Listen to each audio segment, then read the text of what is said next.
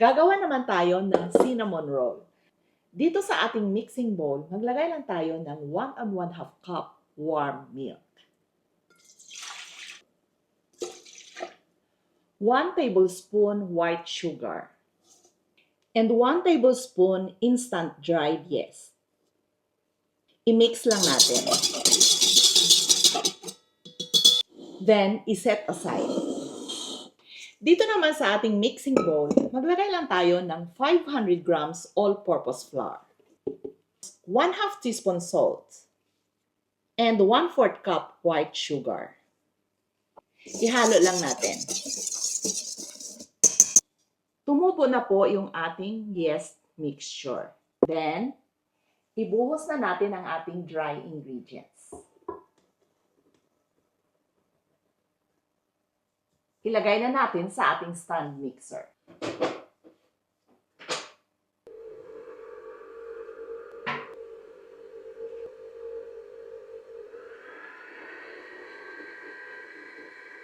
Pwede naman ito i-knead manually hanggang maging stretchy na siya.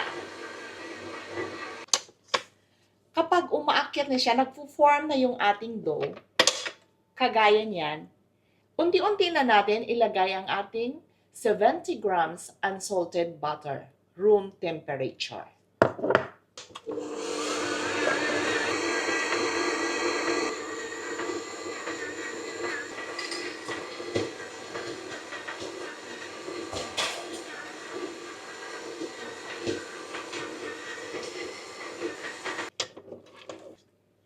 Yan, may dumidikit sa tabi. Scrape lang natin para ma-well combine.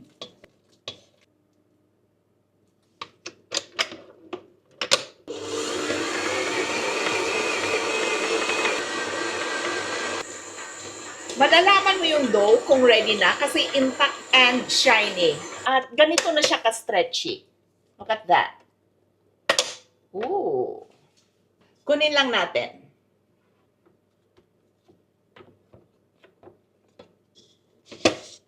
Ilipat lang natin dito sa ating mixing bowl para makita natin.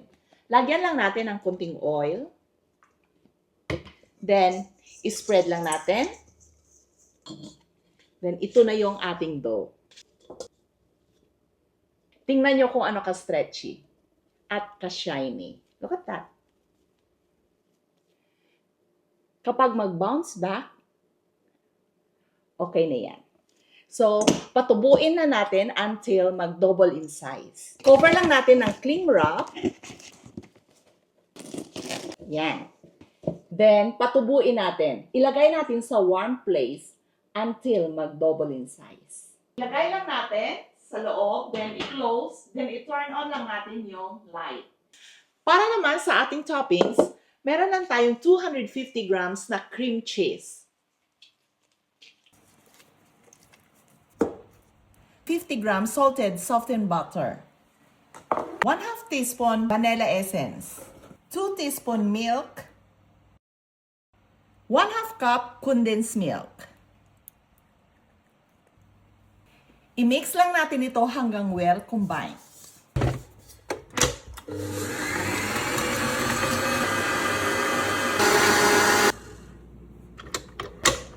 Ready na po ang ating toppings.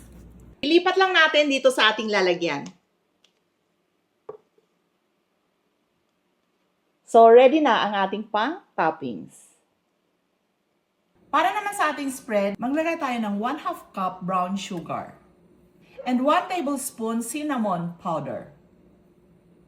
I-mix lang natin. Okay, so, ready na.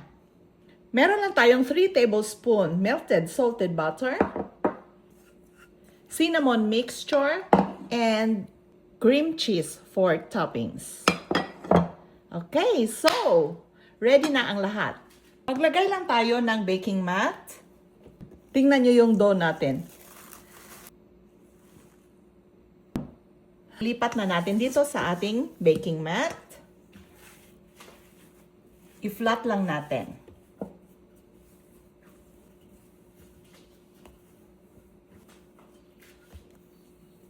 I-form lang natin ng rectangle. Spread lang natin itong salted butter.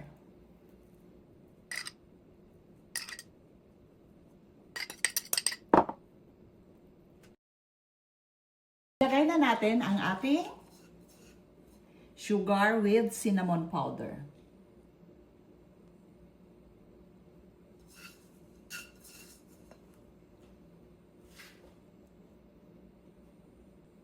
Then, i-roll na natin.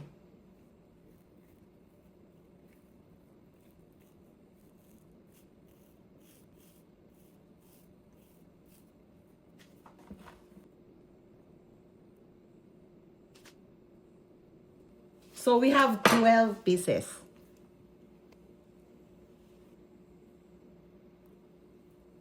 Ilagay lang natin dito sa ating non-stick na baking pan.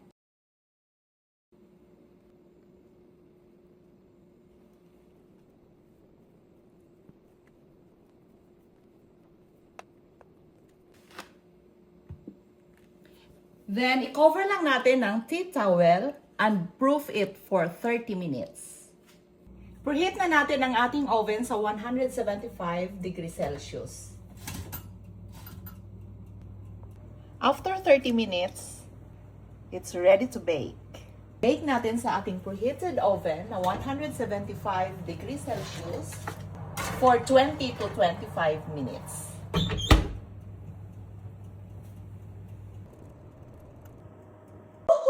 Luto na po ang ating cinnamon roll. Okay, so palamigin lang muna natin bago natin lagyan ng toppings.